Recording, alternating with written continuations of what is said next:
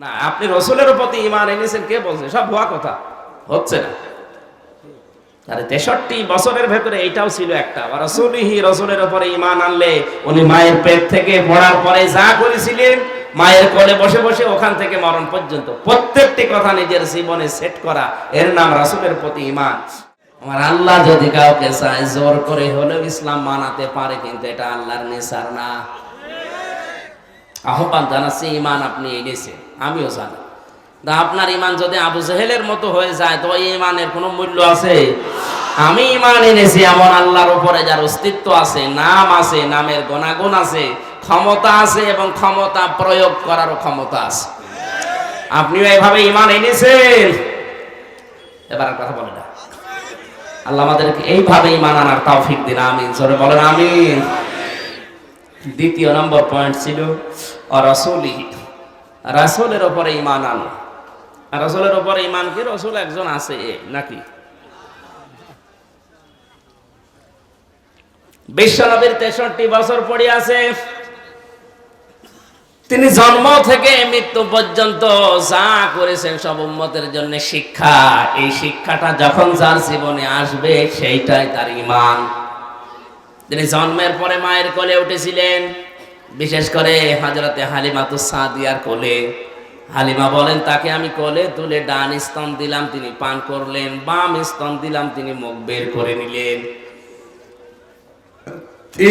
তিনবার তাকে বাম স্তন দিয়েছি, তিনবারই মুখ বের করে নিয়ে আমাকে জানাতে চাই, মা খাদিজা, মা হালিমা জোর করেন কেন? ডান স্তন এটা আমার অধিকার ছিল, আমি পান করেছি। বাম স্তন এটা আমার অধিকার না, এটা আমার দুধ ভাই আব্দুল্লাহর অধিকার। দুনিয়াতে আমি ভাইয়ের হক নষ্ট করার জন্য আসি না, এসেছি ভাইয়ের হক ফিরিয়ে দেওয়ার জন্য।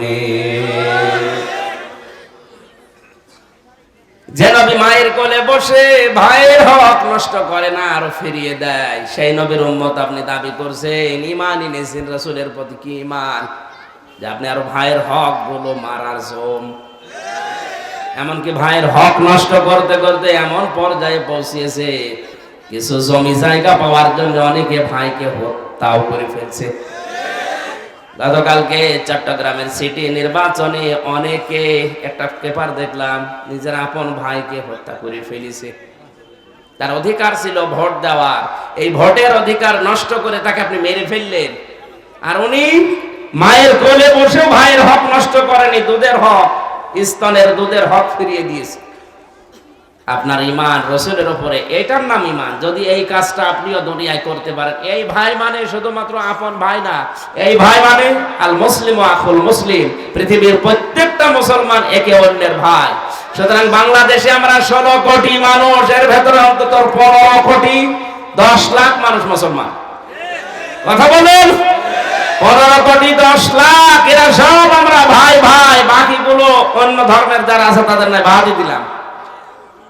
ভাইয়ের প্রতি ভাইয়ের যে হক, এটা যদি আজ আদায় করতাম, বাংলাদেশে র‍্যাব, পুলিশ, সেনাবাহিনী কিচ্ছু লাগতো না, এমনি আমরা কন্ট্রোল হয়ে যেতাম।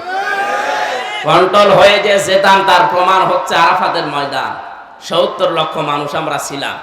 এই যে পাশে ছিল হাজী সাহেব, ওনার আমরা এক জায়গায় ছিলাম, 70 লক্ষ মানুষ, কিন্তু কোনো গন্ডগোল নেই, মারামারি নেই, কাটাকাটি নেই, উচ্চ আওয়াজ নেই। এই একটাই কারণ, প্রতিটি মানুষ আছে ওখানে নিজের চিন্তায়, যে আমি আমার হক আদায় করতে পারছি। তো বাংলাদেশের প্রত্যেকটা মুসলমান যদি মনে করতো আমার ভাইয়ের উপরে আমার 6টা হক আছে, সালাম দিয়ে জবাব দেওয়া লাগে, অসুস্থ হলে দেখতে যাওয়া লাগে, এগুলো সব আমরা দলীয়করণ করে ফেলেছি।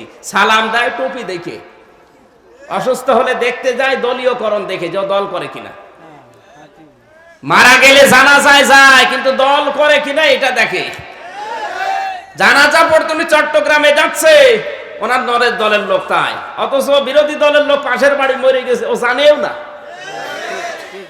আপনার তো ভাই ওইটা, কারণ ও মুসলমান। ও কি না, আপনি রাসূলের প্রতি ঈমান এনেছেন কে বলছে? সব ভুয়া কথা, হচ্ছে না।